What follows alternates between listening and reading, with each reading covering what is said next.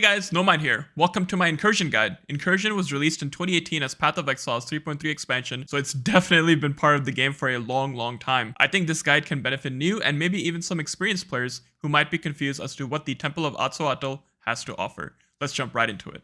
In your maps, you will run into Alva, the Master Explorer. She has a way to send you back into the past to a time when the Temple of Atzoatl was under construction. By going back in time, you can steer the temple's construction to favor certain rewards and mechanics, which will be profitable to us in the present time. Before you enter an incursion, you will see the following map. This is the state of the Temple of Atzoatl in the past while it's under construction. You'll see at the bottom you have 12 incursions remaining. These are the number of attempts you have to influence the construction of the temple. If you draw your attention to the entrance, you'll see that there are gold yellowish thick lines that represent the connection between rooms. In this example, you can see the entrance is connected to a room called Tombs. When you start in your incursion run, you'll usually have a few neutral rooms which don't really do anything special except for just being there. In this example, these rooms are Tomb, Cellar, Tunnels, Cloister, and Banquet Hall. You'll also notice some other rooms which have a number on their upper left corner, signifying their tier. These are the rooms that contain rewards based on their type. Our room can be up to tier 3, which is the highest level, which usually also means better rewards. Also, something to keep in mind is that if you complete all your incursions and you have no more incursions remaining, any rooms not connected with the yellowish goldish thick line will not be accessible when you raid the temple in present day time. So in this scenario, you kill the bottom architect to change the room to a chamber of corruption. You kill the top architect to change the room to a sparring room. So on the top right, the red circles on the edges of the room signify that these are closed connections, and the green circles are the open connections. You see that Cloister is connected to the tunnels room, and you can see it signified by like a green circle. And I have kind of some text here, kind of pointing. And this is the same connection on the bigger map. This is the same connection as I'm pointing to on the smaller map. This is kind of how you read the map. Hopefully it makes sense. I promise I will. If you do a few incursions yourself, it's pretty easy to read. So let's look at our first example here. This is a tier 2 automaton room. And so if we kill the top architect there, it's going to upgrade the room. And if we kill the bottom architect there, it's going to change the room to a corruption chamber. So again, let's enter this incursion and see what happens. I want to upgrade the room to a tier 3. Upgrading a room to tier 3 is usually a very good idea. It increases the rewards. There's usually like a special chest in your tier 3 room, which gives you like a special item with special incursion mods. And as you can see here, I killed all, and I even found a stone passage here, which I can use on one of these red doors here to open it up. So now that connection is made. And yeah, basically once we visit the temple in present day, we'll be able to visit that room because the connection is open.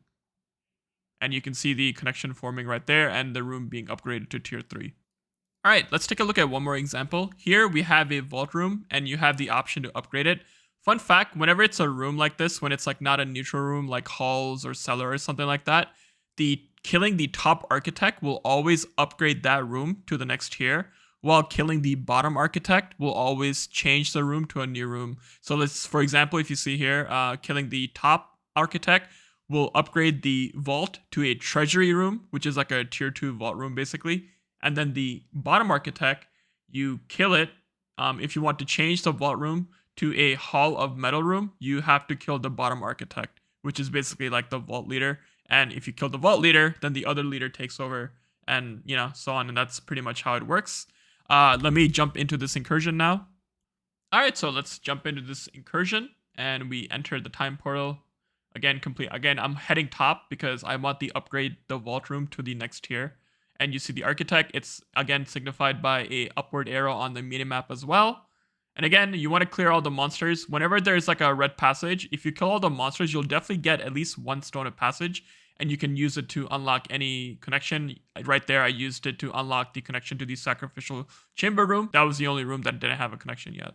So once you completed all your incursions, you can talk to Alva to open a temple or take the Temple Chronicle. The Temple Chronicle allows you to sell your temple here to other players. This temple is not as exciting, so we're not going to do this one. I actually bought a Temple Chronicle from the trade website.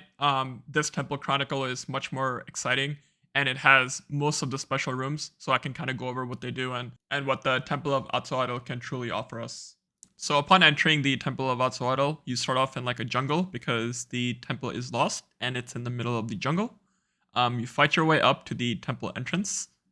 You can press your League hotkey to see the layout of your temple, which I will hopefully do in a second here. So the rooms I will show in this temple are all tier 3 rooms, and I'll point out the ones that are usually highly valued by players most of the times. So the rooms that are usually highly valued by players are the Locus of Corruption, which allows you to double corrupt an item, and Doriani's Institute, which is basically a double corruption for gems. You also have the Apex of Ascension, which is the only way to obtain unique items only found in the temple. You also have the Throne of Aziri. I'll let you guess what is in that room. So let's start with the Apex of Ascension. At an Apex of Ascension room, you have the option to either sacrifice a unique item for another random unique of the same class, or you can transform a temple exclusive unique item using a vial, which drops from the temple boss Vial Omnitech for an upgraded version of an item. Here, we sacrifice Tempered Mind with a Vial of Transcendence to obtain Transcendent Mind. The alternative use case that most people do is sacrifice a belt in order to obtain a Headhunter or a Mage Blood. Just make sure the item level is correct for the unique belt you are aiming for. I've been sacrificing belts since 2018, and I've never managed to get a Headhunter or a Mage Blood from this. Also, here are all the uniques that you can upgrade this way. Here is a Hall of Others room. Basically, it's a tier 3 breach room. It contains 3 breach hands, which you can pop at the same time for some crazy chaos. The Locus of Corruption is a tier 3 corruption room, which has several different outcomes. Basically, it allows you to double corrupt an item. It can either poof the item, make it garbage, or make it good by adding 2 implicits. In this case, it is made garbage, unlucky. Here is a tier 3 gem room called Doriani's Institute. Basically, it contains an item which allows you to double corrupt your gems. People like to use this room to double corrupt inlines and empowers to increase the chances of the gem leveling up.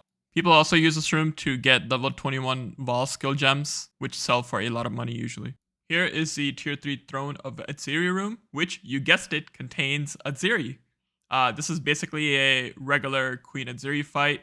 But the bad part about this fight is that she is basically buffed from all the temple mods that are in your temple. So she has like increased cast speed, increased health, and like if you have a Locus of Corruption, you have like -2 maximum resistances, which can make the fight really tough. I used 5 portals for this fight for the demonstrations of this video because my character wasn't built to handle Aziri. But hey man, I paid for 6 portals. I'm going to use all 6 portals. And here is the Apex of Atsuato, which contains the Vial Omnitet boss fight. This boss fight is pretty straightforward, just don't get hit. Basically, if you have like any tier Flame Workshop, Lightning Workshop, and Hatchery rooms, they will augment the boss fight with extra stuff that you have to dodge. Like the Flame Workshop adds flamethrowers, for example, and the Hatchery room adds extra minions. Once you get the boss to half health, he'll go into this invulnerability phase right here, and you'll see like these minions going towards the boss. These actually heal the boss up to full health if you allow them. You can kill these energized phantasms if you like, and that's pretty much it, You can see the Flame Workshop flamethrowers that I was talking about earlier. But yeah, that's pretty much it. That's pretty much the boss. Just kind of, go around the circle. He can kind of hit you even if he's not facing you, but it should be a pretty easy boss fight. Also, the following rooms drop the following Vaal Temple uniques. For example, the Story of the Vaal drops from the Crucible Flames tier 3 room. Dance of the Offered has a chance to drop from the Conduit of Lightning tier 3 room. Coward's Chains drop from the Hybridization Chamber tier 3 room. Mask of the Spirit Drinker drops from Sanctum of Immortality tier 3 room. Apep's Slumber drops from the Toxic Grove tier 3 room. And the Architect's Hands drop from a tier 3 trap room called the Defense Research Lab. The items I mentioned drop from a valuable chest located in each of their respective tier 3 rooms that I just mentioned. They are very rare drops, so keep that in mind. And the rest of the items on the screen drop from the Vial Omnitet. The Omnitet also has a chance of dropping the corresponding vial if you have tier 3 rooms. I'm pretty sure it increases the chance if you have tier 3 rooms. And that's it for the guide, guys. Make sure you smash that like button for the YouTube algorithm. And if this guide helped you out, consider subscribing. Also, let me know in the comments what other guides you would like to see in the future, or if there's any information I might have missed in this guide. I also do have a Twitch and I try to stream regularly, so make sure you click the link in the description and go follow me on there, twitch.tv/nominds, 2 S's at the end. And that's it, guys. No Mind out. Peace.